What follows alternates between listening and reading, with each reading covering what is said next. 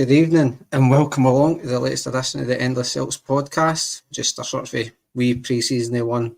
Joined with my normal Monday night compatriot Anthony. How you doing, mate? Yeah, man, all good, Franny. Good to see you back on as well, and lovely to see James make an appearance on the Monday Night Club. He'll be happy to know it doesn't take 3 hours long, this one. I know. It's because I've not got a silly, stupid quiz like going, so-and-so was born on, or so-and-so scored a goal on the 12th of July. Probably a terrible date to pick, all things considered. Really bad date. 1982. But what minute was James Blunt born? That's the type of questions that Stephen gives you.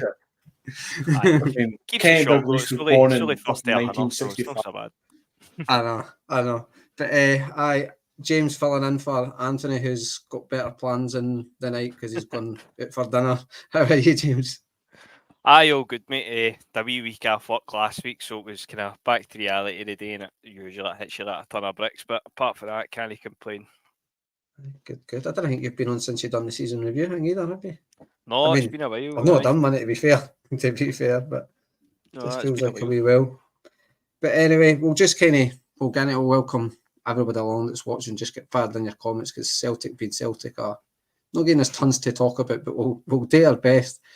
And I'll come to yourself first, James, because I think out of the three of us here, you're the only one that seen the game on Friday night. But we'll just kind of do a wee recap. It's a pre-season friendly. It was essentially a glorified bounce game just for Ayr to open up a stadium and stuff. A stand, sorry. So, what did you think of the game and stuff?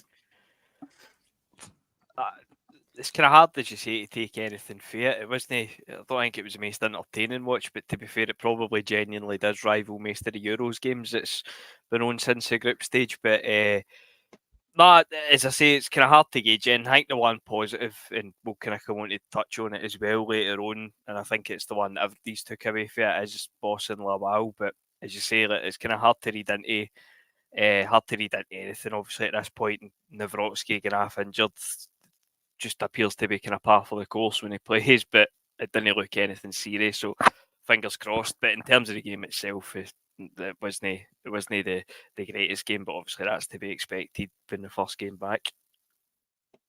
It's just a training game, Anthony, and stuff. And I mean, not that you can read too much into friendlies, but I suppose one maybe positive as well was Kyogo getting a goal. I know it doesn't necessarily count for anything, but it just kind of keeps his sharpness, gets eye for goal and stuff. But I don't know. I don't think you've seen the game either. You were maybe like myself watching France-Portugal.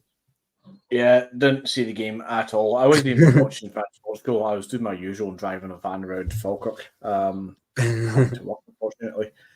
But as you have both said, I wouldn't even call it a friendly competition game sort of thing. That's coming up in the next 2 weeks when we go to America. This was for all intents and purposes was 2B teams playing in the training ground. This was nothing. This was bibs versus no bibs sort of territory, and the fact that so many first team players aren't even with the squad yet. I mean, look at the starting lineup. It was bit part at best. It's really one of these ones not to look into in any way, shape, or form.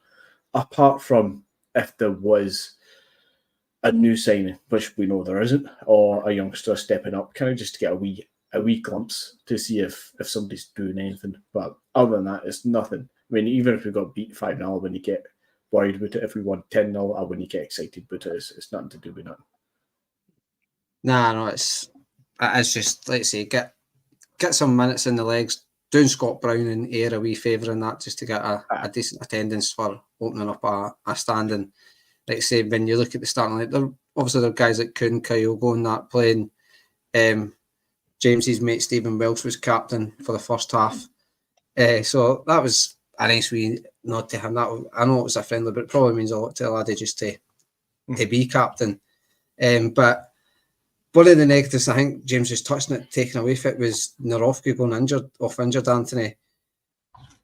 Obviously, I've never seen the game change. As obviously said, it didn't look much in it. Maybe just, I suppose we're hoping it's just precautionary, like being a friendly, players feel any knocks, it's get you off. Just let's know no need for heroes and friendlies. So would he read anything into that? I wouldn't read anything into it unless the club comes out and tells us that he's injured for 4 months or something stupid like that. It's again, I'd be surprised if Scott Brown sent his team out in any way to take it seriously themselves to warrant injuries. So again, if he's been injured through the game, if it's a massive injury, then it's just sod's law when it comes to Nawrocki who is in it, and our backline issues. He's one of those players that we really need him and want him to step up to the level of at least what Starfelt was, if not hopefully on a par with Carter Vickers, or else what's the fucking point in having him? Mm-hmm. But we need a better defender regardless, but it'd be nice if we could actually rely on Nawrocki for the start of the season. So yeah, kind of think about it as how serious it is, but if it's just to take him off because there's a knock there, why risk it? Why aggravate anything? Then so be. But again, until the club says anything, that game completely could have passed me by, injuries included. I wouldn't. Mm-hmm. I know Kyle got his penalty goal. That's about it. It's all it is to me. Was it like a challenge, or was it just a wee knock? What was it? Nah, he actually went down with a burst nose. To be honest, I kind of might have clashed a head's elbow, whatever. But he went down with a burst nose, and it didn't seem. You confusing this with Mbappe? Yeah, his nose was running his ear. No, he went halfway a burst nose, but after the game, Rodgers says he felt a bit of tightness in his calf, or it was a calf strain or whatever. I don't know, but he looked alright enough getting off because it was. Like I think watching it, you maybe thought he was going to come back on, or at least they would have been able to play on had it obviously not been, as you say, a kind of bounce game. So I imagine he'll probably be fine for Queen's Park on Wednesday anyway. But fingers crossed, as McGinty says, it's obviously an area we need to strengthen, never mind losing anybody. No, totally. And it just gives me shades of Simonovic. Just seems to be a bit of talent there, but just can't stay fit. And I'm seeing Patrick McLaughlin and Thomas Burns are mentioned a couple. Obviously, Bernardo, there's all the talk that he's maybe all but done. And we'll get on to the keepers. Thomas Burns has mentioned the Atletico Madrid keeper, well, number 2 keeper. I think he's at the Euros, or was it the Euros with Romania now? We'll talk about keepers as well, mate. I've kind of seen that one, but he's not on my list. But I'll take a wee mental note to mention him. But we'll kind of just move on to the positive that seems to have came out for it, James, the friendly, is Bosun Lawal. I suppose we have got to caveat it as well. We're sitting saying he didn't candidate too much into these games. But Lawal, but I've seen some clips and stuff. It did look like you would expect a Celtic player of some level to boss it against an Ayr United team at that level. But just the stats, he looks a big unit of lad and looked like he could turn defence into attack pretty quick with just striding runs. Is he maybe that number 6 type boy that we've been looking for? To be fair, my totally legit Celtic TV subscription kind of went to pot in the second half. So I did miss kind of parts of it, but I still seen most of it. And look, I'm not saying he's anywhere near as good as or ever will be, but it just for what he was doing in that game, it sort of put you in mind a Van Dijk.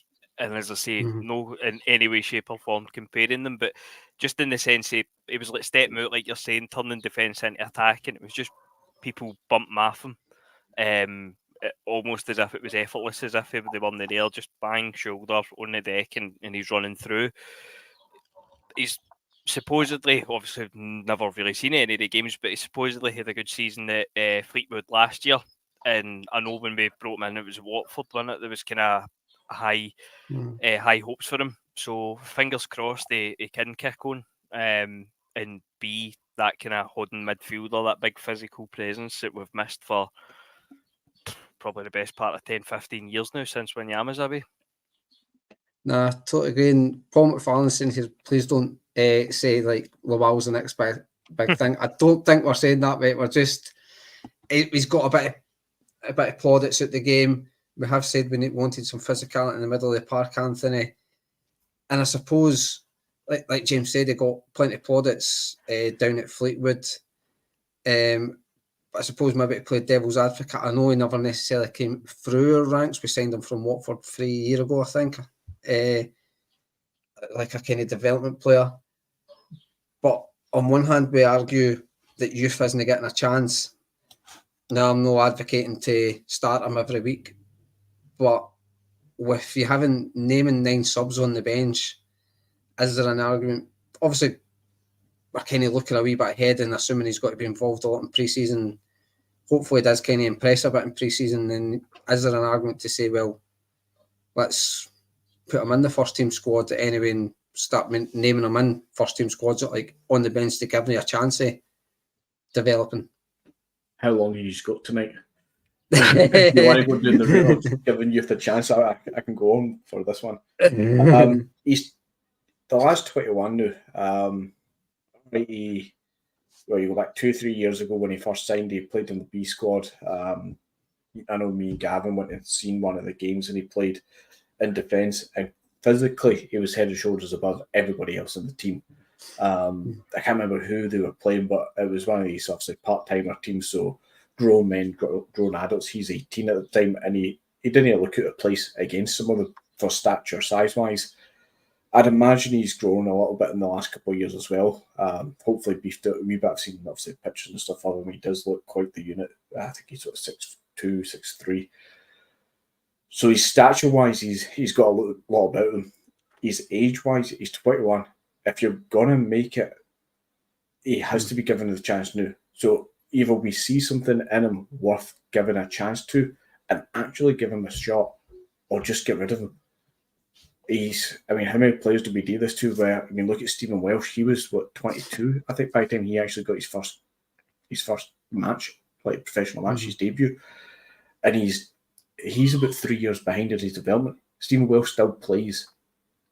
The amount of games and the amount of minutes last season that in most other teams who wanted to bring through a youngster would give that kind of minutes to a 17, 18, 19-year-olds. We're giving it to Stephen Welsh at 22, 23. And we're now about to probably start doing the same nonsense with Bosun Lawal, where he's 21 and we're going to give him, the last 4 minutes in a game in the middle of October, then not see him again until February. Sort of shite. If that's going to be the case, I would just get rid of him without even looking anything further at him, because we're not going to work on him and develop and give him game time. What's the fucking point? Because at the rate that we do it, he'll be about 23, 24 and going for a free transfer somewhere, and it'll be absolutely fucking useless to everybody around. So try to be positive about it. If he is showing something last year with Fleetwood, if he's going to show something in the pre-season, then I get him in and around that first team every single week. Get him on the bench, get him 10, 15, 20 minutes in the first 2-3 months, like every game, every other game, and see if he can actually break in, because we're going to need people to break through into this midfield. Because, all right, we're talking about, Bernardo today is looking close to signing for that 4.5 million, but we're looking at losing Managerial, different kind of player. Obviously, we'll lose it. Looking at losing Hatate now, which I don't personally think he's destined to go this summer, but he possibly could here. That's 2 key midfielders about to move out of the team, and yet we're not replacing them. Bernardo's replacing himself from last season. Bosun Lawal, is he going to step up to that level, like Hatate level?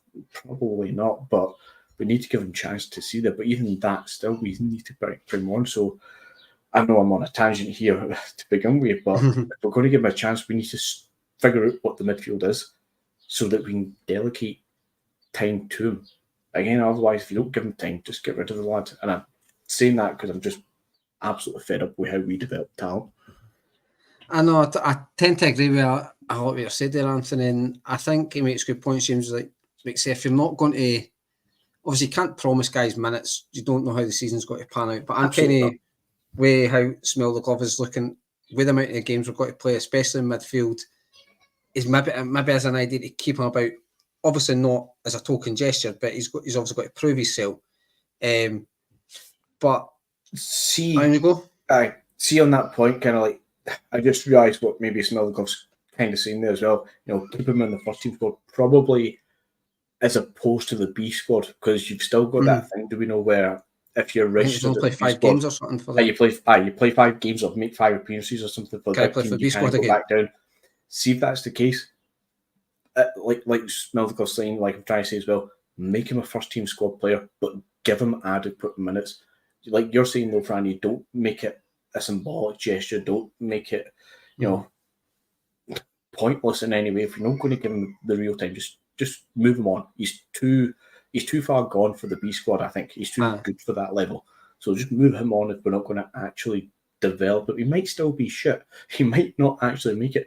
But you need to give these players, especially the age of 21 now, you need to give these players proper time. And I know I'm going to go on another tangent. I know people are going to turn and say, we can't get players at this certain level that I'm about to speak about, or we can't afford to give this level of time to certain players. And there's elements of truth to that, but I'm not comparing exactly the same thing. But see if teams like Barcelona, who were still challenging for that La Liga title last year, can give a 16-year-old, I think he got 54 appearances for Barcelona last year, to the point where he's actually Spain's best player in the Euros, and he's probably about to go on and win the Euros and possibly get called the player of this tournament at the Euros at the age of 16.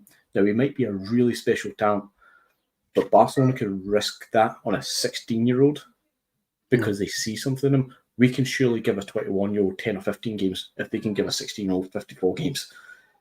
I'm not asking him to start every game, but give him something that actually shows a development. That's kind of where I'm on about, James, is like, if the guy does impress in pre-season, I don't want him shipped out to, obviously, just shipped out because then he's coming back, like say he's 22, and it's like, when is he going to get his chance at the end of the day? Exactly, man. And look, like we were saying about youth development and all that, and I know we've kind of done it to death about the B team. The B team for me was the biggest cut your nose to spite your face thing ever. As you say, the 5 appearances, it's so stupid. You're asking them to jump, 4 or 5 divisions 1 week to the next. But the thing that I always get back to, and it's something that I've always said, and I think history probably supports it as well, we need to utilise the loan market in terms of getting youth players out. We've done it with Callum McGregor, Christopher Ayr went and loaned to Kilmarnock. If you're classing Tony Ralston as a success, he had a couple of loan spells as well. It tends to work, and it tends to be the ones that there seems to be some element of a plan being involved in the youth development. So I think there will be hopes for Lawal. Look, I know we've got one in the Ballon d'Or off the back of 45 minutes against the friendly, but there will be a plan for him. Obviously, we him being on loan, but at 21, that kind of 2021, that's your kind of make or break time for me. That's you're not a boy yet, if you know what I mean. You're not a kind of youngster. I know you obviously are still young, but you're not a teenager anymore. So you should really be kicking on at that age, and I think we will see him kick on. In terms of what McGinty's saying, I can kind of get that, but at the same time, Barcelona didn't win anything they didn't win the league last year, and if we done that, and look, it could be the best kind of youth in the world, it's going to be a tap in just to point to and say, well, that's what we get. We didn't sign for that position. We didn't do this, that, and the next thing. It's similar kind of. Obviously, we've seen with Ajax as well in the past, but I think there is problems. There has been problems with our youth development. Absolutely, as I say, the B team thing is a shambles. It still remains a shambles. But the loan market is something that absolutely we should be using more often. And as I say, I think history shows it does kind of benefit us in the long run as well. No, I agree. Well, you want to come back with something there, Anthony? I was, but I kind of half forgot what my train of thought was.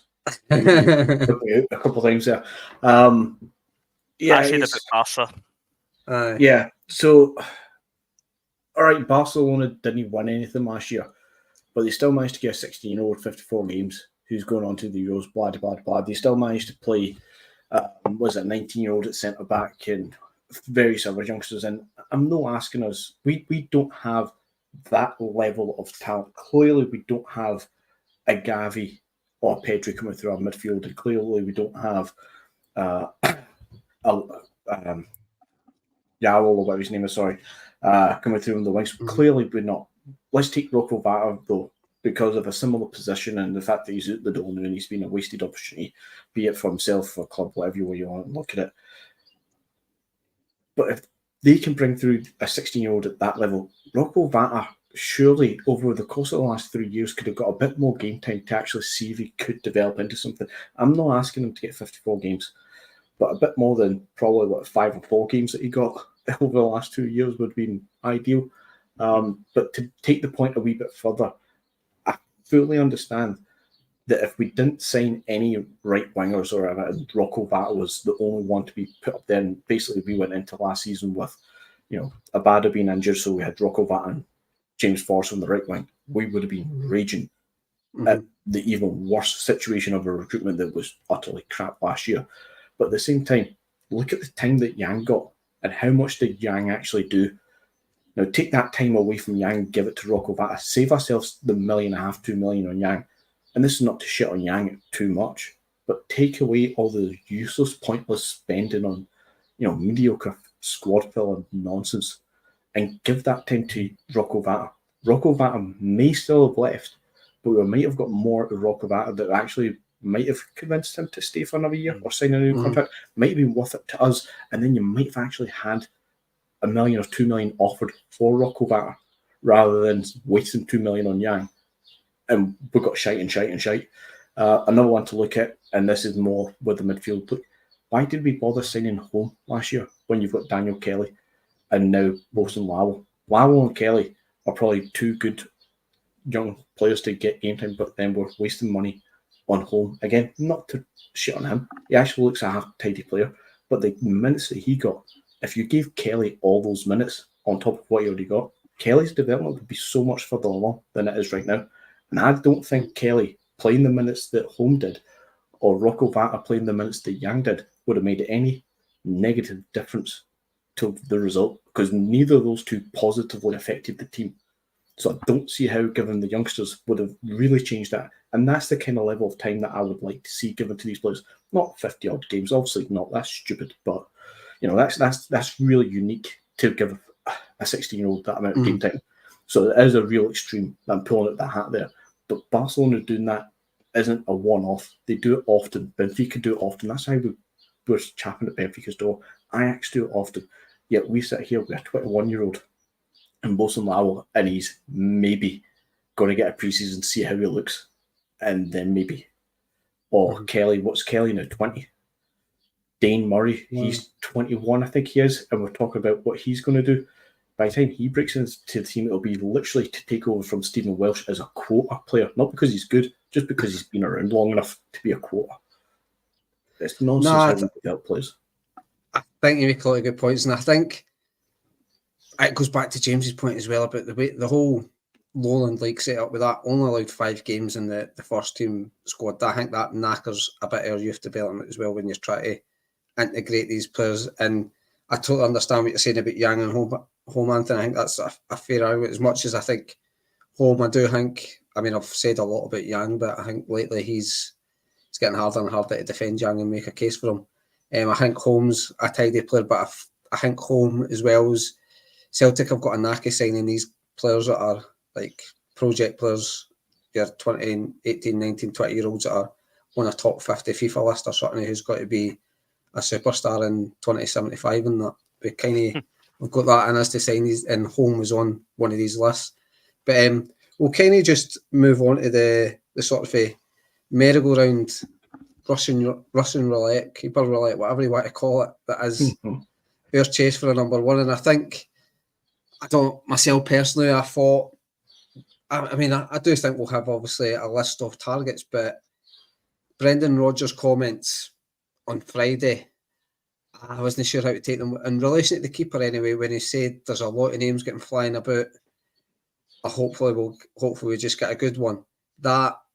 And he obviously mentioned Joe Hart had obviously the Newfoundland Joe Hart had mentioned that he was retiring, that we needed one. For me, that was maybe a tad worrying personally how I turned that statement. To me, it felt like they weren't 100% sure where they were at with James. Obviously, there's the name that I think he said Horacio Moldovan has came out the day as a new one. I've got a list. Kasper. He was asked about Kasper Schmeichel. He's a free transfer. I've said it before. I think free transfers, agents. I think will chuck your name out there. Kasper Schmeichel played for Leicester under Rodgers, so it's maybe an easy, lazy link and all that. And obviously Rodgers didn't dismiss it, but he's not going to. Don't think he's really after a friendly. He's got to come out and just go, no, I'm in for that guy. Aye. As much as I don't think Kasper Schmeichel's a name we're looking at, but I don't know. There's obviously the Burnley keeper seems to still be floating about. I just didn't see that happening. It's about 10 million. I just didn't see her spending that on a goalkeeper. What's other names I've got down? Another one that came out the weekend is Mbogo, I think his name is, a Swiss boy. Who else we got? Dubravka. It's one I'm no. After seeing him at Euros, it's one I'm no to ball. I wouldn't be against for a couple of years. And then, but the name that just still seems to be floating about is the number one was this Peter Vindal Jensen. The boy that's just went for Sparta Prague. Where are you with the whole keeper? It's just names in it now. Aye, I think it'd be fucking harder to name keepers with no been linked to it, to be honest with you. But the one that and it was as soon as I seen the name, it was at Mvogo. I'm like, is that the guy who played with Young Boys of Bern a few years ago? Always mind they played in Europe, but beat Champions League or Europa or whatever, and they had an absolute howler. And it's one of the ones that just always stuck with me, and I checked it, and it is him right enough. So based off nothing more than watching him for that one game, I hope we don't sign him. But the rest of them, the Dubravka. Anytime I've seen Dubravka, be it with Newcastle or obviously at the Euros, I think he has been all right. I know he obviously was on number 2 to Nick Pope, that came in at the end of the season there. I've kind of warmed to the idea of that, but whether there's anything in it, look, as you say, we've been linked with that many different names, so it's kind of hard to get through them, all. But look, the Rodgers comments as well. He was talking about getting into the season and starting the season with Scott Bain in goals. And look, I think it was me and Ross were talking about this at the last one on the season review, and I said my thoughts for this transfer window coming up. I said they were through the flare. I'm of the opinion if we didn't spend last summer, then why would we do anything other than the bare minimum this summer? But even for me, if we start the season with Scott Bain in goals, then even for me, whose expectations are through the flare, then you're still not even achieving my through the flare expectations. if we've known for 6 months that Joe Hart is retiring, some of us were of the opinion that we should have signed a new keeper in January, and then we're getting into the summer and we've heard all the excuses about the Euros, and then we've got the managers coming out and saying, well, we're going to start the season with Scott Bain in goals. I refuse to believe that is a possibility. I don't even think Celtic are that daft at boardroom level to no sign a goalkeeper prior to the season starting. But if that is to come to fruition, then that's mad. I know. I said the same on Wednesday. The Dubravka it's one that I'd be happy with. Like say, I think some fans are maybe getting hung up. Obviously, Keller was getting mentioned a lot, Anthony. And I think folk are thinking a guy at maybe Keller's age or even slightly older, 25, 26, is going to hang about for 10 years. When in reality, if we get a keeper that's good, 2-3 years, maybe we'll get him. So Dubravka at 35, you've probably got to get two good seasons out of him. So it's not one that I'd be against. Kasper Schmeichel, just it feels like ever since he left Leicester, things haven't really worked out so good for him. Still looks quite capable when I've seen the Danish games, but I think I said the same on Wednesday, James, as you were saying it, and I'll ask yourself the same question. I think it'd be not gross misconduct, but gross negligence if we start the season with Scott Bain in goals. I think that's fair enough. We might sign a keeper on the day before the season starts, but even then, I think if we sign a keeper who is not ready to step in for that first game against Kilmarnock, I think that is serious gross management in my opinion anyway. I love that you two are still giving it some sort of hope to this. The fact that with 3.5 weeks... Surely we're not going to play with Bain, man. I know Rodgers signed him, but come on. We're 3.5 weeks into the window, nearly 4 weeks come Thursday. And we've not made a single signing yet. Obviously, today's news about Bernardo is good and positive, and don't get me wrong, guys in the chat, I would love them to sign. I think 4 million, 4.5 million is probably quite fair. I think if we have to pay him what the rumoured 18k a week it is, I think it's all quite fine and quite fair. I just don't think he should be the sole Matt O'Reilly replacement as such. I think we need better than him to come into that straight into the first team, because Bernardo still is development. But back to your goalkeeper thing, I think it is well beyond negligence and all the rest of it. I think it is absolutely shocking that we're in this position. We signed Joe Hart at the age of 34, was he? When he signed? He's 37 now? 34, I think. And we signed him on a 3-year contract. And we've not signed another goalkeeper since Seacrest aside. We'll ignore Seacrest though, because, the less said about him, the fucking better. But we've known for 2 years that Seacrest was no here. He's mentally checked out of this club 2 years ago. He's no point in counting him as a player at Celtic. But we signed Joe Hart on a 3-year deal 3 years ago. We knew his contract was running out this season. Aye. We also, and back in last summer, we knew this was his last season. He hadn't signed a new deal. And then we get to January, February time there, and he announces publicly his retirement. And we all sat here and agreed that was probably his way to try and give the board a wee nudge, by the way, you really need to sort this out, sort of thing. And yet they haven't. How can they go 3 years signing a 34-year-old goalkeeper? And I don't mean that negatively, but Joe Hart. Joe Hart has been an absolute club icon for the club. He's been fantastic for the club. He's really been great. But we have went 3 years without actually trying to find the next goalkeeper to take over. Got to the last season of his deal and still hadn't done anything. Got to January, February there when he publicly announced it to us. And I think he slipped up sometimes and said that he talked about it with Stevie Woods in December time. So the club knew 6, 7, 8 months ago. And yet we still at this position where we have no clue who we're going to sign in any shape or form. The fact that we're now 2 weeks, I think it is, before we go to America for 1 week of 3 games, and that's our main preseason build-up. We're 2 weeks away from that, and we're nowhere closer to signing a goalkeeper. Knowing how shite we are at transfer deals and how long we drag this out, there's a high chance that whatever keeper we sign is not going to America. So the chances of Scott Bain starting against, was it Kilmarnock on the 3rd of August, isn't a probability. It's a nailed-on fact he is going to be the starting goalkeeper. It's mad that we're at this stage. As for the names getting touted about, your Peter van der Loo, Van der Haan, Jensen boy, he's something. I would take him. Your Turkish boy at Man United, Bayındır.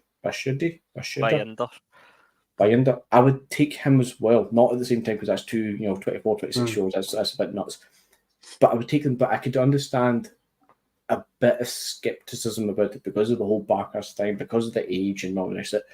So if I'm taking them, knowing that we probably need 2 goalkeepers, I would also take somebody like a Schmeichel for 2 years, a Begovic, a Dubravka for 2 years tops, because he's much used to see on Friday, and I totally get it. I do get it. No player is going to stay more than 3 years at Celtic at this time, unless it's Callum McGregor, James Forrest kind of thing. But the keeper comes in at 37, 38, maybe 3 years at them. That's good. That's how much you would get out of a 26-year-old. Aye. But see, as soon as a goalkeeper loses his ability, it drops drastically as soon as it happens. And at 36, 37, 38, that can happen tomorrow. That's a big risk in itself. See a 26-year-old, yeah, he might only stay for 2-3 years and then he'll be sold. But the chances of him dropping form is probably less than the older one, although he might need to step up to it. So I would take the more experienced one alongside. But at least the younger one is going to get 2-3 years into it and go for 10, 15, 20 million. Whereas the older one, if he falls off the cliff, ability-wise, we're stuck with him for 2 years, and you've nobody to look at, nobody to turn to. I would take the younger one, but I appreciate a bit of an older head just to cover your arse for a year. I will. We've got. Okay, I do. I totally understand what you're saying and stuff. Patrick McLaughlin. I mean, I'm not saying I'm of this mindset, but that's what I'm hoping for. That maybe there is. Boy Tom Daly had mentioned it as well, that hopefully I've got something lined up in that, and it's just waiting. But I'll be honest, Patrick McLaughlin then instantly followed it up with that. So he's, in one hand, he's got us up here. The next one, he's been, feels like he's been realistic, and he's that's a pretty fucking long. That's a pretty fucking long holiday, to be fair, if they are. I mean, we could have had a goalkeeper signed before the Euros and announced whenever we wanted to. This is ridiculous. Mm-hmm. Anybody trying to say there's one lined up, there isn't. We might have touched base with 2, 3, 4, 5 of them and asked, but the chances are we probably asked somebody, how much for him? And somebody's turned out at 6 million, went, we'll come back to you. Mm-hmm. We're no any further down the line than we are any other year. Transfer deals don't take this long, guys. I know we're not. I don't think they should take this long. Right. Other teams have got 6, 7 players in, 4, 5 players at Dundee United and all that stuff. I don't care how many players X, Y, and Z teams have. And I don't care about the quality of it. But Celtic have 0. Transfer deals are being made across Europe. Yet we're sitting here telling ourselves, you got to be patient, wait until the Euros are finished. It takes time to get potential. Fuck off. Just make the signing already. Well, see what you're saying. I don't think it's fair using like teams like Dundee and that, because if we are wanting it's different caliber, or better quality, then it's got to be harder. Where surely you would assume that we're competing with not necessarily teams globally as big as Celtic, but maybe financially can offer maybe better passes, maybe playing in a more attractive league. So I think it maybe in that sense it's harder to get these deals done. But when it comes to the keeper, like other deals, I'm willing to kind of accept dragging out a wee bit. Not, we'll go on Idah and Bernardo, but ones that were maybe not heard of. I accept that if we're going for a better quality, like I'm maybe just being naive and falling for it all over again, James, thinking, well, last season I thought we've pushed the ball out for Rodgers, we'll go all out. I'm kind of, again, after what Rodgers constantly said, quality last year, I think it was telling the sort of running. Not many of these players got used that came in and stuff. So I'm hoping, out with the goalkeeper, I'm probably kind of contradicting myself, because I think with the goalkeeper, it's, as I said, Brendan Rodgers' comments kind of concern me a wee bit, how it feels like we're maybe no close to getting one yet. But we sort of, for the rest of the team, I've kind of given a wee bit of slack with that. If that makes sense. I know, because look, I understand the goalkeeper thing. 100% agree with McGinty. There is absolutely no excuse. We've known, even if Hart was there retiring, as McGinty says, the contract was up, so we've known that he was going to be out the door. He made it even more apparent that he wasn't going to be an option as a last resort to sign another year or whatever. He told us that in January. So to have known for essentially a year, as I say, obviously with the contract situation, and still be in this situation when we find ourselves in the manager saying, well, there's 100 different names, so it might be Scott Bain to start the season. And look, I'm not taking that as gospel. Brendan Rodgers says a lot of things a lot of the time about different things. So I still find it impossible to think that we start the season without having a new number one goalie, at least in the building, albeit if not in the team. But we can work in more than one deal. And I know the Bernardo and the other Idah is kind of bubbling away in the background, but obviously they've already been here, so we've known, we've had an idea of their wages and obviously the fees involved. I know there's been a bit of negotiations for both with the fees, but we can still work on other deals. It doesn't need to just be, we'll get a goalkeeper and then we'll focus on a left back, and then after a left back we can focus on a right back and then a midfield. That's not how football works. You can do more than one thing at a time. And look, I said, as I said, look, my whole thing this transfer window is, and I said it at the end of the season when we were on the podcast, for me it was so naive to come into this transfer window just thinking we're going to go out and we'll sign what we need in the positions that we need, and we'll kick on, splash of cash and kick on, have a go at the Champions League, this new format, hopefully come in the middle bracket to get you into the next round or whatever it is and go for there. I just thought that was so naive when you consider last season, Postecoglou leaves, you bring in Rodgers. When you consider how it left in terms of his relationship with the board the last time, you assume there's going to have been guarantees made there. We then don't do what's required in the summer.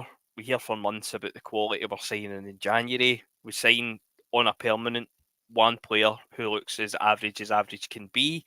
Bernardo, for me, isn't a bad player, but he isn't particularly good either, I don't think. Adam Idah, I think, exceeded everybody's expectations, albeit they two were on loan.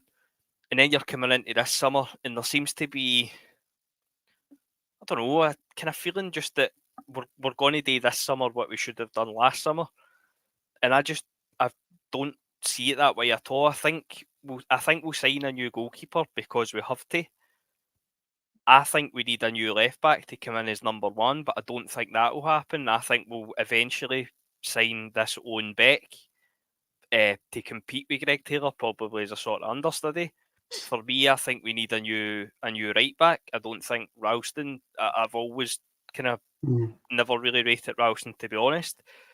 Then you move into the midfield. O'Reilly's going to go. Bernardo, and again, this is something I said last season as well. For me, Bernardo was brought in to be O'Reilly's replacement in the long term, so I think that one's going to come to fruition. And then you look up front. For me, we need wingers. The wingers that we've brought in, apart from Palma, obviously, have been pretty poor. I include Kuhn in that as well. I don't think he's been any good at all. Yang hasn't been very good. Palma's been absolutely fantastic. And then are we going to be relying on James Forrest again next year? And look, that's not a bad thing. That's not a dig at James Forrest, but look, considering the way people were talking about him this year in terms of the amount of games and things like that and having to manage him, you can't rely on that for a full season. So I think there is a lot of work that needs to be done. To be honest, I think we find ourselves in quite a substantial kind of rebuild of the actual starting 11 itself as opposed to the squad. And I don't think we're going to do it. And I think in the summer, to think that it was going to happen, I think it was pretty naive. And I hope I'm on here in a month's time and saying I was wrong and we've done the business, but I just don't see it happening at all. I think we're going to go in and it'll be new goalkeeper, Greg Taylor. Is Liam Scales going to be playing centre back? Are we going to sign a centre back? That's a position I didn't mention as well. So it will be interesting to see, but I don't hold out much hope. Just off experience with previous transfer windows with Celtic, to be honest with you. I know. You go on, sorry. No, so I was just going to tag on to what James was saying at the start of his speech there. I made posting the Chris Collins video last week, or whatever it was. It's the first time I had seen it, actually. And it's, judging by the players' names that he was talking about, this must have been around about the COVID season. I can't tell if it was at the end of it, the start of it, or whatever it was, but around about that time. And Chris Collins is making comments about how slow we are with dealing with transfers and offering contracts up, and he's basically shit. All the feelings that I come out with quite often, Chris Collins has backed it up and basically said that is how it is. Players talk amongst themselves and they know what it's like getting offered contracts and trying to get something out of this club at times. And then you've got the conversations when Don Mackay came in as the CEO and he was trying to deal with transfer negotiations. There was other clubs at the paper. Paraphrasing to hell, and I can't name names, but people will remember it. If you can't remember it, then I'll Google it one day for you on and bring a link up to prove the point at some stage. But there's other clubs coming out after the Don Mackay kind of time and saying how horrible we are to deal with as a club, that we would touch base and then they would send a reply and they would hear nothing back from Celtic for weeks, literal weeks. And then when it was a reply from Celtic to the club we're in the go, trying to get in touch with, it was coming from a different email address, like a different person at the board level. It was never the same person following up on initial contacts and shit like that. As far as I can see and everything that points to it, we are a basket case to deal with when it comes to transfers. We're slow and lethargic and we're hard to deal with and negotiate. I mean, credit to Peter Law when it's due at times, how he manages to get some of the fees he gets for players that we're selling. Rumoured last month we're going to get 4 million for O. How the hell that? Even if we get half that for O by the time he might leave this club, that would be surreal at this junction. So credit where it's due, he's good at some things, but see, when it comes to actually bringing players into the club, James, you're right in what you're saying, but you're hoping it's not right. We do seemingly literally deal with one thing at a time, and even when we deal with that, it is really slow and lethargic. And it begs the question: what if we look at where we are just now? Nearly 4 weeks into the transfer window. Over a month since the league finished. And we've signed nobody. I mean, I get that Brendan Rodgers went on his holiday bags for 3 weeks there. I get that, the players of the village came back a week and a half ago. Some of the international guys aren't even back yet. I get all of that. But time is moving on. And yet we're signing nobody. I do not get for a minute how Brendan Rodgers hasn't sat down with the board at some stage and says, here's a list of a bunch of guys I would like us to sign. I'm away on holiday. Crack on, boys. And it seems like they've done nothing in this time. I know we don't have a recruitment team. Well, I was going to say that. As far as I know, the recruitment team's Rodgers, obviously the somebody else, and about shit like that. There's lots of people there. Aye, but there's nobody running that department. But whatever the makeup is, whoever has decided to take charge of dealing with this, if it's Nicholson, if it's somebody else in the backroom team or whatever it is, what have they all been doing for months now? As you said, James, a goalkeeper must have. How have we not identified at least 3 goalkeepers that legitimately would be good as a first team to start at Celtic and made proper contact with them? I don't believe for a minute that we don't have a list of 3, maybe even 5 names of reasonable quality that can come in and play for us. I mean, let's not kid ourselves. We're not saying Jan Oblak or anything stupid like that. Mm-hmm. But there's people employed at this club better than I am and you are to actually scout and find goalkeepers. How have we not got a list of 5 and went through them of respectable names, respectable players with respectable experience, and just got one in the door already? There's players moving around Europe from Slovenian league to the Croatian league, from the Croatian league to Austrian league, going from the Austrian league to the Swiss league. They're no jumping to La Liga and the EPL from Sparta Prague to Liverpool. There's jumps in between. Why are we not getting somewhere in the middle of all this? How have we not done this? It's mental. I think the thing that flies under the radar with the whole kind of transfers and recruitment side of it is obviously the COVID season happened, and then it was this. I wouldn't call it a restructuring. As I said, it was like rearranging the chairs in the Titanic. It was the same faces in different places, just all sitting in different seats. Lawal comes back in as the chairman. And then there was the whole Eddie Howe saga, and I should have said this on here before, but the Eddie Howe saga happened, and towards the end of it, the rumour was that Eddie Howe was willing to come, but he had to bring in his own director of football alongside him. I can't remember the guy's name, Richard something I want to say, but can't remember. But that was the rumour at the time, and I'm sure Don Mackay even at that time spoke openly about bringing in a director of football. Eventually, the Eddie Howe deal fell through. And within a weekend, basically, we had appointed Postecoglou. Postecoglou came in. We never really looked back. We obviously got off to a shaky start, but the signings for the most part were solid in that kind of first season anyway. They were solid. And the director of football chat kind of get swept aside, never really get mentioned because we were doing well. Obviously, the signings were coming in, your Kyogos, and they were flying. Then it comes out that we've appointed a head of recruitment, chief scout, director of football, whatever title you want to give it.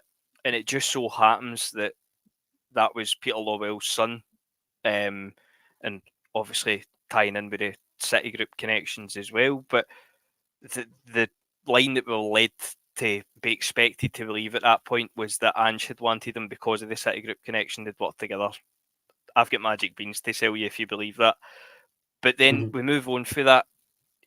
He's a total disaster. Signings, Alistair Johnson's probably the one that gets a tick. The rest of them are hopeless.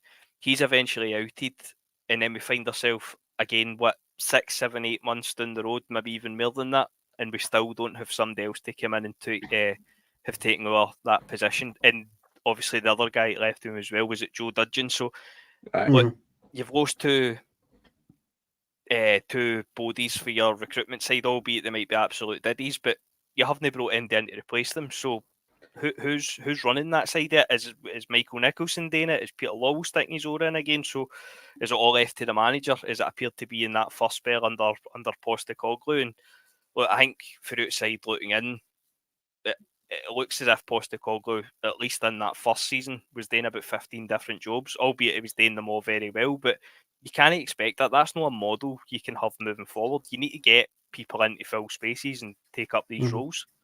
And I know you're going to agree with me here, James, because you practically just said what I'm about to say to you again anyway, just for the funsies.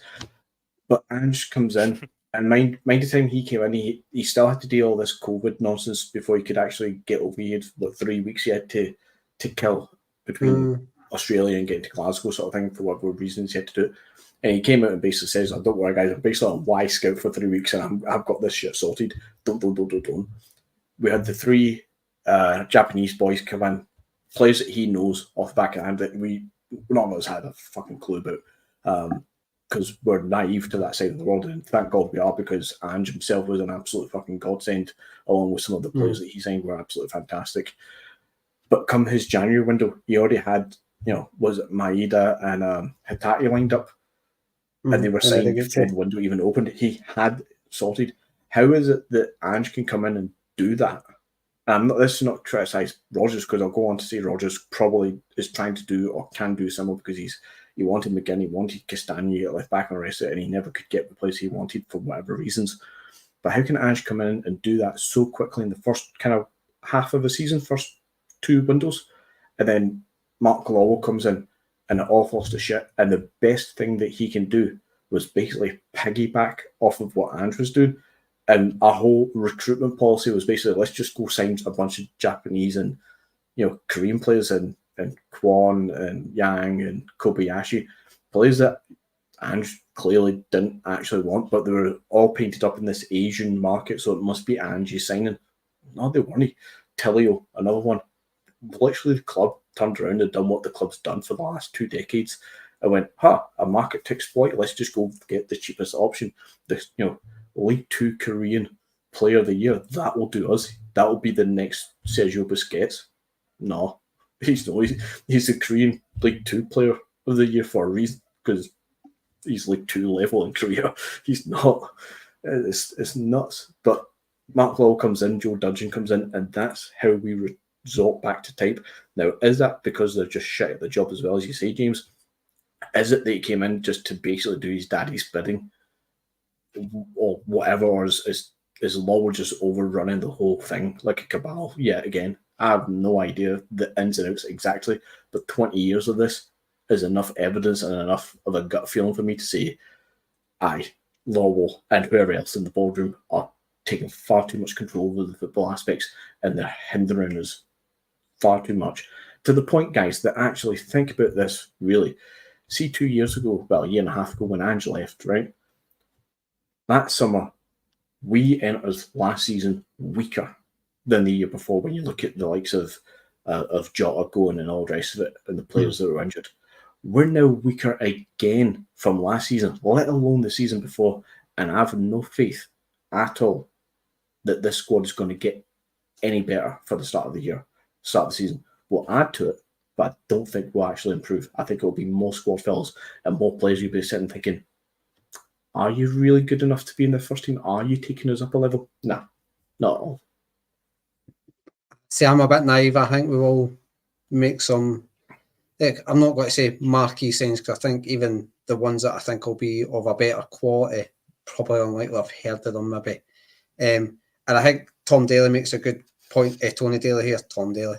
Tony Daly makes a good point saying, I think there is a massive frustration in fans just with not signing anybody. We don't know the recruitment situation.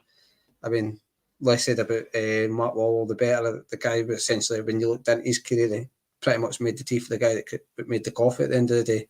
I think we just thought we were getting this great guy for the City group, but when in reality it was nothing to do with scouting or anything. I've totally lost my train of thought, so we'll just jump onto Idah and Bernardo.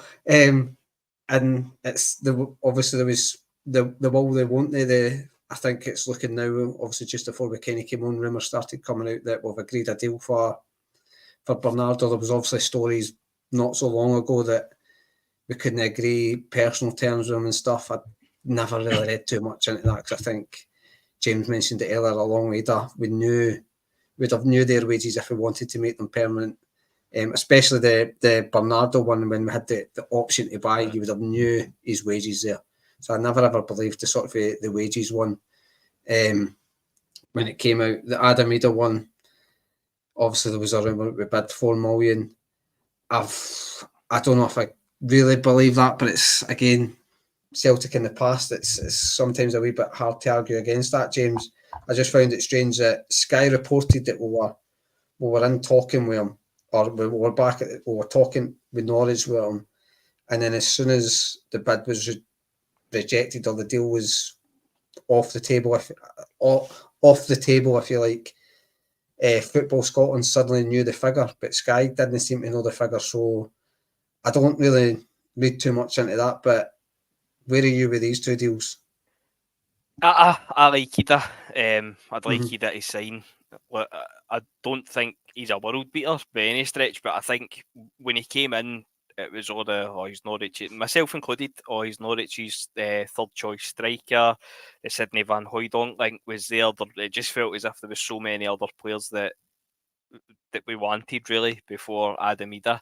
And look, he came in, he might have outscored Kyogo by one, or they were level in that period for January when Idah was here. And obviously I'd imagine that Idah would have had much less minutes than Kyogo, but I like him.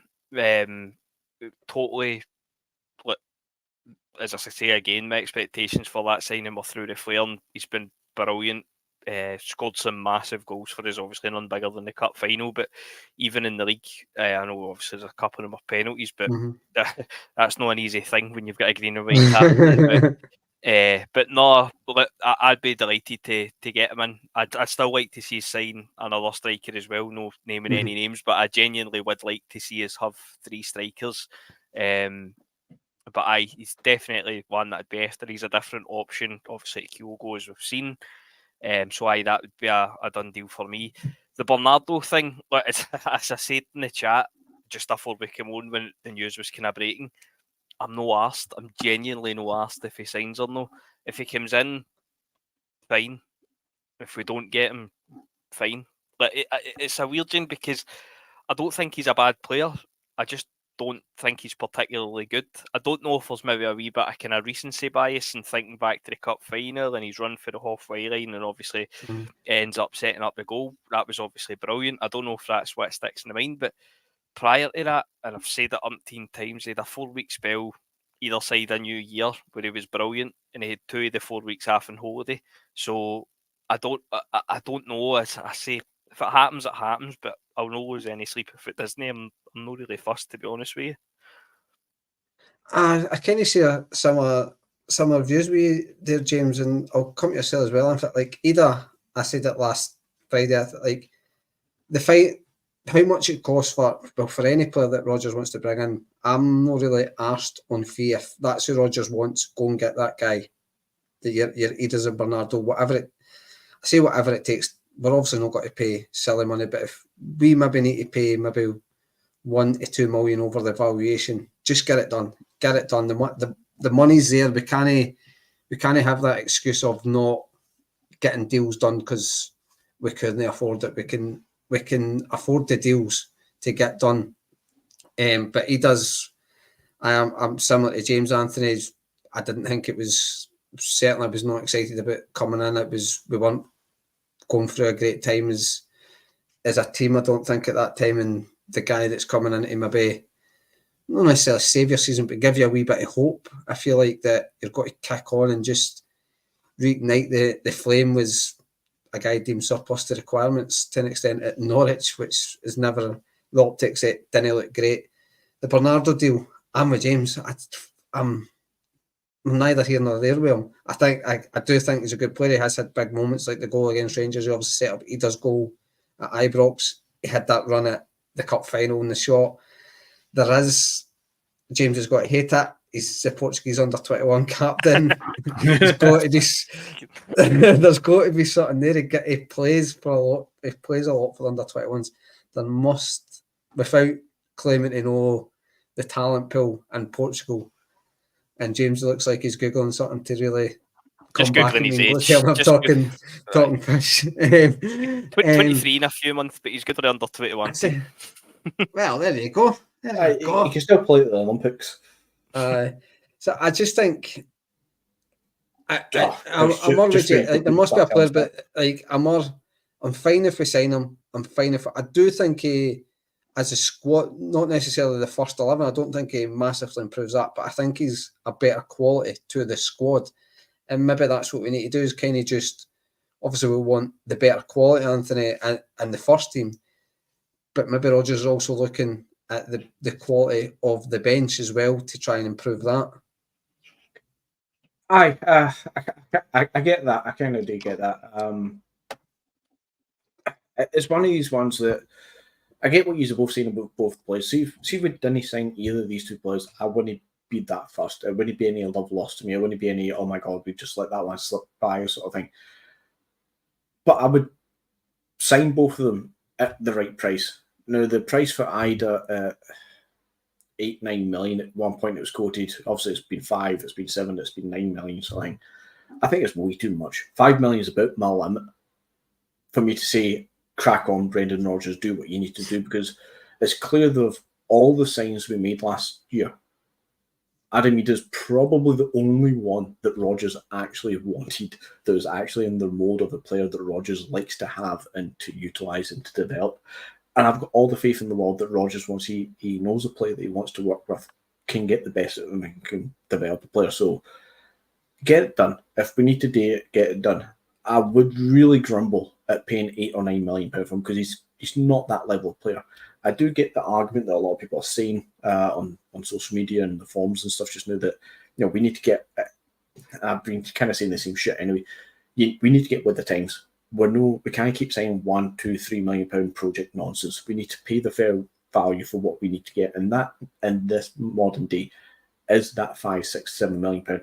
5, 6, 7 million pound gets you a Jota, a Carter Vickers, and Adam Idah now. 4.5 million gets you, 4.5 million 15, 20 years ago got you Scott Brown. It now gets you Bernardo. That's kind of where we are. The value of 5 million-ish is, it doesn't get what we used to get, sort of thing. That's now the 5 million to 7 million is now where we were 20 years ago when we were paying 1 to 3 million. The landscape of finances moves. I don't know if James is confused by what I'm trying to say there, or if he's just bored listening to me. No, so I'm looking at something at the side. That's how I keep looking off. No. So as far as both of them are concerned, I would just get it done, because I understand that. I mean, keep in mind what I just said earlier on, but we're at this present time, we are weaker and worse as a squad than we were last season, purely because of the fact that, those two players aren't at the club anymore just now. So if we get them in, that old saying we've said heard for a few years, standing still, it kind of is. But you've also got two players who have 6 months to a year of Scottish football under the belt. So if Bernardo comes in, he's got a year of bedded in already. I would fully expect that he gets a lot more game time next year, but he still isn't still not the Matt O'Reilly replacement, because he's not proven to be that player. I mean, he is slightly different player as well, but he's not proven to be that level of experience to step in and control and dominate a game as Matt O'Reilly did. If we lose Matt O'Reilly for 30 million, I would still want us and expect us to go out and sign somebody who walks straight into the starting order, not a Bernardo who we sit and think, actually, 4.5 million is good because in a couple of years he might be worth X amount of money and he's got to develop, come on to game. We need somebody ready to take over. We can't just be, 2 years of climbing the ladder with Matt O'Reilly and get a replacement, go down and climb up and go down again, because you just keep going up and down, up, down. We need to steadily, 2 steps forward, 1 step back, 2 forward, 1 back, not 1 forward, 2 back. But I would definitely sign both of them. But like James saying, I wouldn't lose any sleep over this one if we didn't sign Bernardo. But see at 4.2 million, if that's the deal plus whatever add-ons, I think it's fair enough for what he is. I think it's fair enough. The same with Idah. If it's 5 million, is fair. If it's more than 5-6 million, I'm going to grumble a little bit, because I think any team that's going to spend £7 or £8 million on a striker at our level could probably find somebody more ready-made, because Idah still needs to be developed. He's still going to blow hot and cold.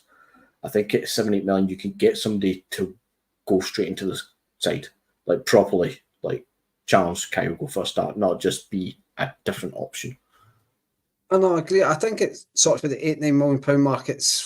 I would be trying to look elsewhere. I personally wouldn't go as high as 8 million for Adam Idah. And maybe 7 included add-ons, maybe go 5-6 including add-ons. I think as a fan base, we need to be, or Celtic as a club as well, I mean, to value not us, but the club to value round about the £4 to £4.5 million mark, and we're expecting to get Adam Idah in for less than that. This doesn't add up to me. So we can't grumble when other teams want top dollar for their players. Aye, and that's where people like Norwich are probably going to look at us. Is, I mean, Norwich know fine well how much money we've got sitting in the bank. And as you say, they know fine well that we're trying to get 4 million for all. So they're 100% within the right to ask for a bit more. But I think as a club, we need to be realistic and say, if we get 4 million for all, we've robbed somebody. Oh no, I think as a fan base, just get robbed ourselves for it. But yeah, I'm not saying go and pay silly money for a guy. I'm merely playing devil's advocate. Norwich may look at it and go, you're selling a guy, your second choice striker, or the guy that couldn't make, the guy that you want, your guy that essentially put him from second to third choice, and you're going to sell him for about 4.5, and you value your guy a wee bit less than that. Aye, exactly. Aye. They know we want them, so they're going to ask for more money. I get it. But can I just see this? This is something like pretty much since they both came in. Why is nobody questioning Bernardo in that 45 million region, yet we'll question Adam Idah in a kind of similar range? When Adam Idah, for what we have seen, like, you can tell me Paulo Bernardo plays well for Portugal and he's got a wee band in his arm with a CEO notes, and that makes him a superstar. But having watched them both for Celtic, there's only one player anywhere near worth that money, and it's Adam Idah. 100%. I'm not denying that. So, see, for me, but when you're saying about the Matt O'Reilly thing, we aren't going to sign a player as good as Matt O'Reilly. Matt O'Reilly wasn't brought in as a £30 million player. We developed him into a £30 million player. He's come in for was it MK Dons? Obviously, he wasn't even a first choice. He was a second pick after the Australian boy that went to Middlesbrough. So when you're saying he's not the Matt O'Reilly replacement, that's where I come from, in the sense that he absolutely is the Matt O'Reilly replacement, because we'll be spending 4 million on him with a view in maybe 2 or 3 years' time selling him on for 25-30 million. Whether or not it happens, whether or not he's good enough for that to happen, remains to be seen. But when we signed Matt O'Reilly didn't walk into that Celtic team and everybody went, oh, he's worth £30 million. There was a spell, was it at the tail end of Angie's reign, when people didn't want Matt O'Reilly in the team. His numbers were terrible. He's coming off the back of a great season where possibly we might get high 20s, 30 million for him. But to then think that we're going to go and sign a player of equal quality, it's just pie in the sky stuff. That's never going to happen. We're going to, in that sense, we are going to take a step back. But that's the kind of most positive way to take a step back, if that makes sense. Because I get that, but I think, and I'm going to really go against what I'm trying to say myself anyway, and the point you're making of the value of the two players between Bernardo and Idah. I'm going to contradict myself something awful throughout this. I totally get that. But as far as Bernardo's concerned, I think he's further behind in the potential kind of stage, in the development stage. I think he's further behind than what Matt O'Reilly was when he came into the club. And I think when we go to sign somebody to replace Matt O'Reilly, it needs to be somewhere between where Bernardo is just now and obviously where Matt O'Reilly is just now. I don't think we can have a player who's still, for all intents and purposes, this season coming from Bernardo, is still going to be a development season for him. We can't have that as a replacement. We need we need somebody who is more ready. But obviously, isn't he at the same level for Matt Riley? Else he'd be going for £30 million from whatever club it is to whatever club he would go to. I get that there needs to be kind of half step back to some degree, but that flies in the face of what you're trying to ask a point about the value between the two players. Because how can I say $4.5 million is all right for Bernardo and say my limit for Idah is probably around that, give or take $1 million up on it? Then sorry, Paul. Then I don't know. It's hard to try and explain it because I'm contradicting myself. I genuinely think it's the clubs. See if Adam Idah was coming for Benfica and Paulo Bernardo was coming for Norwich, I honestly think this would be flipped in its seat. I genuinely think it's down to nothing more than the clubs. Or his fancy ass name. Could be that. Not exactly. And I think that is it. I can't deny that. I'm not going to say it is that, but I also can't deny it because that psychologically probably does play in my head and probably does play in a lot of players' heads. Sorry, Paul, I'm moving hands again. No, I totally agree with you. It's hard to argue it. I'm bad for it as well. Like you sign the sexy name, and like you say, it's Paulo Bernardo coming for Benfica. If we were in for these two guys, not knowing what we'd seen last season, saying, "Oh, look, we're going to sign Adam Idah and Paulo Bernardo," everybody'd be on the Paulo Bernardo train without actually seeing any two of them. If you can go to a parallel universe where we hadn't seen them, and I think there's a lot of truth in that. But I'm certainly no. I mean, if it was one or the other you had to buy, it's Adam Idah every day of the week. Absolutely every day of the week. It's for me. Can I don't even know why I'm going to keep doing this to myself because again I'm going to contradict myself because I would sign Bernardo on the money we're paying. I would sign Bernardo for the money potentially might have to be for Idah. I wouldn't want to, but I would still sign him. I think if you ignore last season, right? Ignore that they ever played for Celtic for 6 months or a year. You said that. If you are going to sign, if you're going to sign a Paulo Bernardo from Benfica without any real knowledge of him, without ever seen him playing in a Celtic shirt or something, if you're saying $4.5 million, $4.2 million for the under-21 captain of Portugal and he's coming through the Benfica, yeah. Or the third choice Norwich striker for $8 million, you're going to say no. Purely, I don't mean it. I know what you're saying there as well. I'm not meaning that as just the name, because I've just exactly said that exact thing. I know, and that's why I'm totally just Thanks for listening, Anthony. It's hard to try and explain it without contradicting myself and obviously repeating it's more attracted to the sexy name. Exactly. If we hadn't signed them both on loan and have watched them for 6 months at Celtic, if somebody come up to you and says, we're going to sign Republic of Ireland striker who's Norwich's third choice, or the Portugal under 21 captain who plays for Benfica and has just had a loan to the Serie A, if you're reading that on paper, 1,000,000% you're going with Paulo Bernardo, of course you are. Aye. But thank God we had them in loan for 6 months to get a look at them. You can't just disregard that. So when you've watched them for Celtic, it has to be Adam Idah.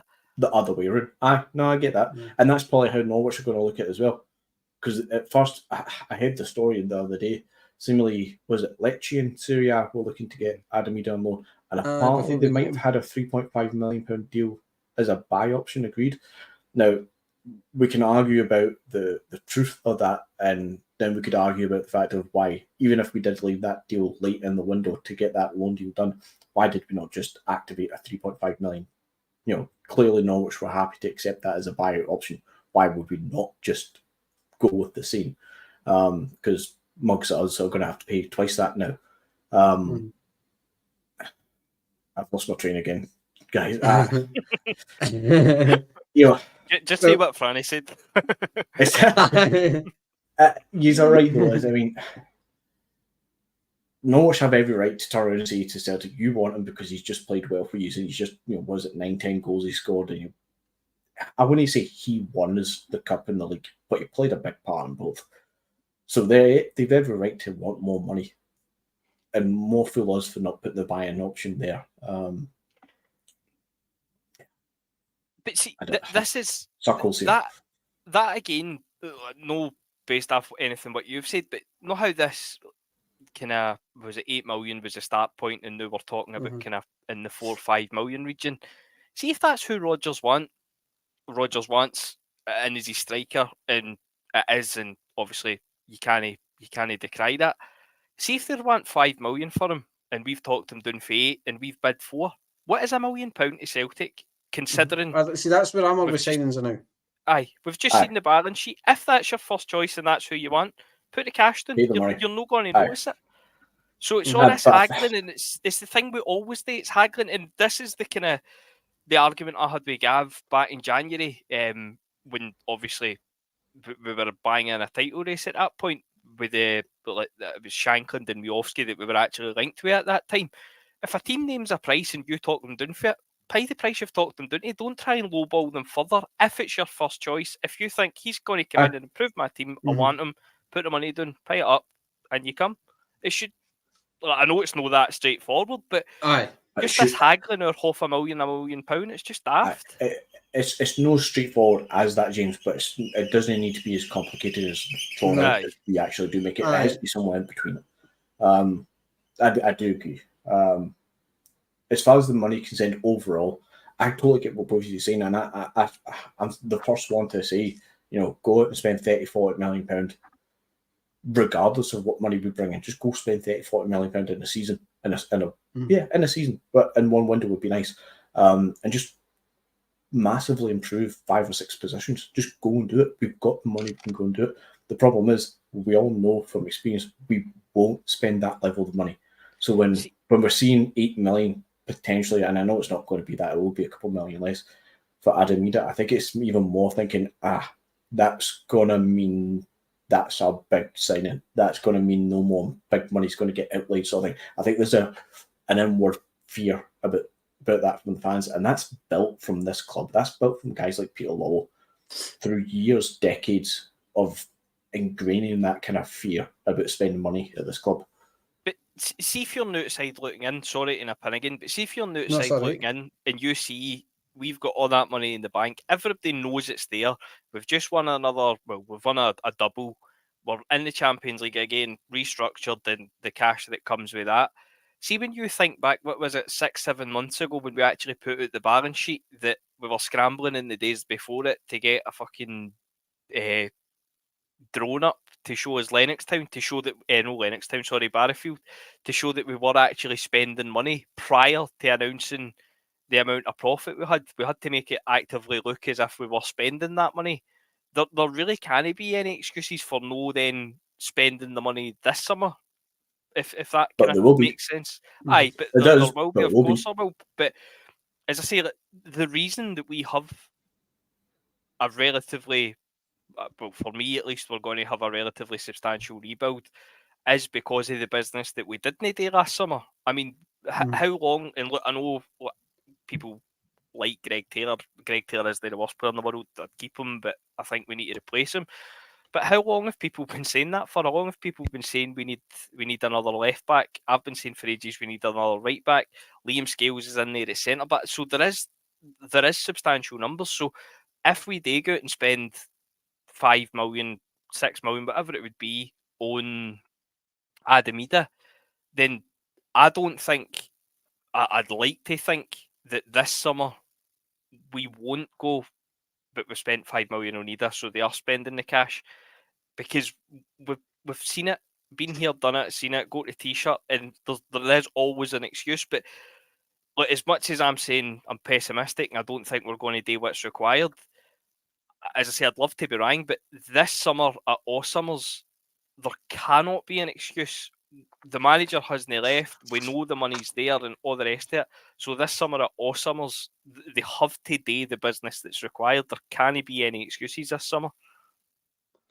No, I totally agree. And I think that's where I'm maybe falling in the trap again. Maybe, I mean, obviously not be able to answer that until September the 1st when we know all the transfer dealings that I've done. Is have I fell into the trap again of what has happened in previous years? Because like, even just going back 12 months, I felt we've signed Rodgers, he's got to be coming back with some guarantees. And just kind of while I'm on Rodgers, we'll talk more about his comments that he made after, not necessarily about the keeper, but he was obviously asked about transfers and again, he's probably not got to let too much out the bag.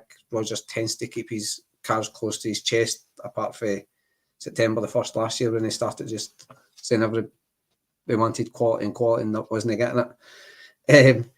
But he kind of was asking for patience and stuff.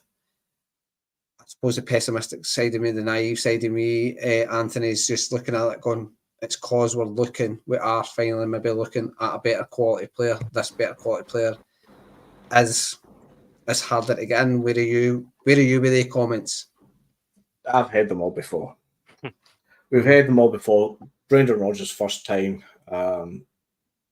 before, after, during every other stint of Rodgers and all the rest of it, and not just Rodgers, other managers as well. We've all heard it that it takes time to get quality, and we're going to get quality. We've got the money to spend on real, marquee signings if we want to. We can spend that 7-8 million. 10 years ago we said that, yet we still don't overly do it too often. And now that 7-8 million is actually more like spending 12 million comparatively from 10 years ago.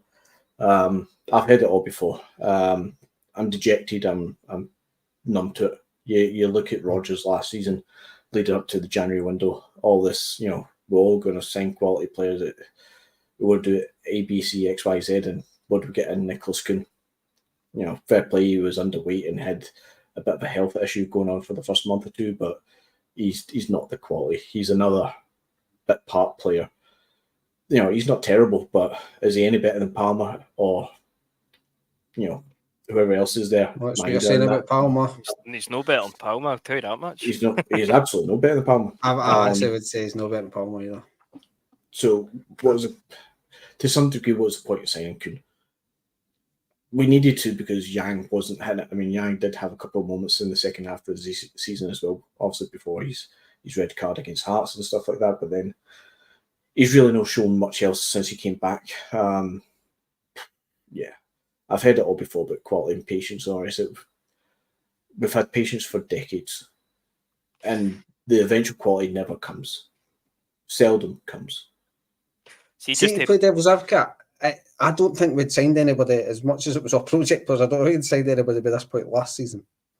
See, that's what I was just going to say. But that's how bad last season was. So, what point are you proving? I've heard this. This is not dig at you, Frank, but I've seen this online as well. Last year we didn't sign anybody until such a date. That's great, but last season was shit. But the season, I think even under Postecoglou, we hadn't signed his first season. Postecoglou's first season, we hadn't signed anybody by this point. But we had COVID, and he took 3 weeks to get here. No. But see, that's literally getting into the point that I was just about to say. And look, I'm not going to say that all Postecoglou's signings were brilliant. He signed the good ones, and Law will come in and sign the bad ones. I'll give benefit of the doubt, right? He signed some duds as well, but at points he was coming out and saying, when asked about signings, we could maybe work a wee bit faster. There was some shade thrown at the board, and it wasn't just in one window. It happened at various points throughout his time here. He did throw some barbs at the board, saying, "Look, maybe we could work a wee bit quicker and we could get things done faster." Look, Rodgers, when Rodgers came back, my big worry about Rodgers was his transfer dealings, not even just at Celtic, but across the course of his career. Look, there's a couple of gems, obviously, like Scott Sinclair, but by and large, the signings, like you think back to his first spell, like Doris de Vries and things like that, the majority of Rodgers' kind of first spell, the treble season at least, it was one with Ronnie Dyer's team, and then we added a couple into it. So that was a concern. And he is a notoriously slow kind of worker in the transfer market. It does tend to be closer to deadline day. But as McGinty says, when you're coming out and asking for patience and all that, it's not going to wash this time, because we've heard it all before. And our ex-manager came out at certain points and says, look, we need to work quicker. And since he's come out and said we need to work quicker, people might have different titles under their name, but it's still the same people. So it's still the same process. And asking for patience, look, maybe that's Rodgers' way of having a wee kind of backhander at the board and saying, look, can we speed this up? Maybe that's how he goes. Maybe he's just a wee bit cuter about it. But if he's genuinely asking for patience, then I think we have about probably 90% of the support. It's no going to wash this time. So, you're 100% right with Ange there as well. And the times of him asking for speeding or rest it, that further emphasises what I was saying earlier, and I've said for months and years about how poor we are to deal with and how poor we are at recruitment. People are saying, it's only such and such a date in the window and it's only this time in the season, or is it? Every time we talk about this, we eventually find another example that highlights that, no, we are generally slow. This isn't how it normally works for other clubs. We are a slow club to deal with and to do transfers. This is fundamentally how we operate, and it's not good enough. But go back to Rodgers. I mean, if you take how Rodgers' story at what he said throughout last season, he obviously came in at the summertime. He looked more positive. Got to the end of the window, and he seemed a bit dejected with what happened. He picked his mood up a bit later into January, thinking that he was going to get quality, and then he dropped again after the January window, and he realised, what a load of crap, I'm not getting anything what I wanted. But he picked the whole thing back up for the run-in, and credit where it's due for Rodgers. He done superb in the last kind of 2 months there to get the team over the line. He's now back at this point of basically saying the same shit that he was saying last summer. So is he being fed the same shit again and again and again and feeding it back to us? Or as James said, is he being a bit more cuter than what Ange was? And this is his way to try and get the club to do something. I generally don't know. I can't read Rodgers that well. Not that I can read anybody that well, to be fair. Mm-hmm. But if this is Rodgers just going back through another cycle of being, we all know he's going to be dejected and pissed off at the end of this window, because the chances are extremely high that we're not going to do what we need to do in the window to satisfy fans or Rodgers. So brings it all the way back to my original questions last summer. Why is he here? Why is he back if he's not getting backed yet again and getting the quality in now to be ready for the season? What is going on? Why are we wasting money on Rodgers to do a job that anybody really could do, to be a competent manager at a fair wage again? And much like signing players, we could get anybody in if we knew what we were looking for, to come in and play good, exciting football and win this Scottish League without having to spend the money that we're spending on Rodgers. We're paying Rodgers a fortune, yet we don't back him.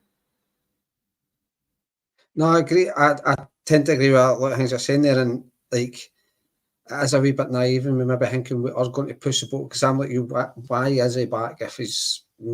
I don't think he's coming back and not been given assurances that he can progress the club, because obviously it's well documented. That's one of the reasons he left, is he wasn't getting backed. I still firmly believe.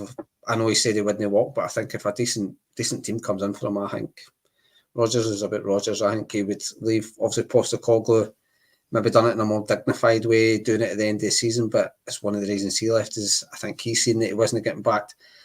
For me, I think it'd be a dangerous game for the, like, you can criticise the board, rightly so. They deserve a lot of criticism at times. They're clearly no daft folk. They ken how to run the football club as a business. The bank accounts show that at the end of the day. They know what they're doing in that sense. That only adds to fans' frustration why deals aren't getting over the line, James. But surely the board aren't that daft to try and just shove like projects, didn't give Rodgers the players. Because I just think, if, say this summer, and we get similar signings to what we did last summer, maybe be one or two of maybe a guy that Rodgers wants, and then you'll get 5, 6, 7 project guys. I think that's a dangerous game the board's playing, because then I think Rodgers, I know he said he wouldn't walk, but I think he would walk if he doesn't think he's getting back. Then I think he'll just chuck everybody under the bus in the process. And in a way, I hope he would. In a way, you would think, if he's going to be shafted yet again, and he's going to walk, if he was to walk, he wouldn't be looked upon fairly or nicely if he sneaks out again and does the dirty on us. But see if he walks out and says, look, take my contract, I'll pay myself out of it, or whatever he says, but I don't want the money, he's fuck me over and use only back me. They just like basically stormed out and storming a teacup and 2 fingers to the board. I think a lot of fans would turn around and applaud him and say, well done. A bit of balls about it. We're still in the shit, and he still kind of leaves you in the lurch as such. But at least it would just open it up. Nobody can hide and all that stuff. You would actually appreciate that more. Well, I don't know if you're going to make it any more depressing, James, but what's your opinion on that? Mate, honestly, that's what you said there is pretty much where I was at when the last summer transfer window closed. And look, I don't, as I say, like, this summer I'm kind of coming into it and I'm expecting the worst. If anything other happens, then aye, brilliant, fair enough. But it is genuinely, I don't even think it's a case of that I'm moaning. I think it is genuinely more just that it is my opinion. Like, if we do the same as we done last summer, then would they walk? I honestly don't know. As I say that, and I said it last year as well, his stock in England has never been lower. So if Rodgers was to walk away for Celtic, I mean, you know what the English think about success up here. It doesn't really count for a lot. I know Ange went to Spurs, but I think he was about the 475th choice. But like, if Rodgers left Celtic the Mora, where does Rodgers go? Saudi Arabia or somewhere like that? Is he getting a kind of decent job in England? I'm not so sure, but I'm obviously no saying that should happen any more. I probably did. Well, I definitely did at points last summer, but last season. But no, in terms of the transfer window, I think, if I'm being honest, I think that's probably what will happen. I think we'll sign Bernardo, Idah. We'll sign a new goalkeeper. I think towards the end of the window, we'll probably sign Owen Beck, be it on loan or on a permanent. He'll come in to compete with Greg Taylor. And then apart from that, we'll be looking at more squad players. I know we're linked to a wee 18-year-old Costa Rican boy playing in the Costa Rican League. And that probably ties in with what you were saying earlier about he's probably on some list somewhere that he's going to be good in 15 years' time or something like that. So, like, my bar for this summer is set pretty low. So if I'm happy come the end of the transfer window, then something must have happened substantial. See, we signed the Costa Rican boy, whoever the fuck he is. Why is he the first signing? Wow. Jeez. But see, if we sign him, Mark Cooper better hope that he's a fucking good player, because everybody's going to turn around and say that's a Cooper scouted player sort of thing. And being the mad Central American kind of expert that he is, and all the stories about X, Y, and Z players that he's offered or pointed Celtic in the direction of, deals he's had set up basically, but Celtic have gave it the brush off. If we sign somebody like that, like an 18-year-old, nobody's ahead of him sort of thing, but he comes in, Cooper needs to make sure that hits, because if not, it just looks like another signing for the job for the boys at Cooper, who's already been at the club before, give him a job, and doesn't he come up with the goods as Mark Lawal did. But that's for future conversations to be had, probably. That's future months. I totally. I'm not naive to think that I was definitely seeing some projects. The boy, is it Adam Roja or something, or Andy Roja? It's a weird first name. He's certainly not got a Costa Rican first name anyway. But no, we'll just we'll end it for the night before it gets totally too depressing. I mean, we've got Queen's Park on Wednesday. I think we might be doing a podcast on Wednesday. No, actually, sure. What we're putting it left, right, and centre in the group chat. They forgot they had things on the day, so I don't know if there's one on Wednesday. But we'll let you know. If not, I don't think there's one Friday because nobody's available. Probably be one next Monday, and Celtic will be in America, and we'll hear a new number one goalkeeper by then. To be fair, guys, I think it's even myself. The next 2 Mondays, I'm not here because I'm on holiday. It's still summer. We're doing everything we can today. At least one, if not two. I'll try. Hungarian one. Is that right? We're doing our best to get a couple of podcasts a week, and we will obviously endeavour to do something once a week. But we'll get back. Bear with us over the summer months. It is what it is. I think Celtic had mere transfer rumours and signings we'd get on to talk about. I'm going to phone Samaritans after this, I think, man. Right, well, we'll let you go, James, so you can do that. Let us know how it goes. And cheers for everybody for hanging about it.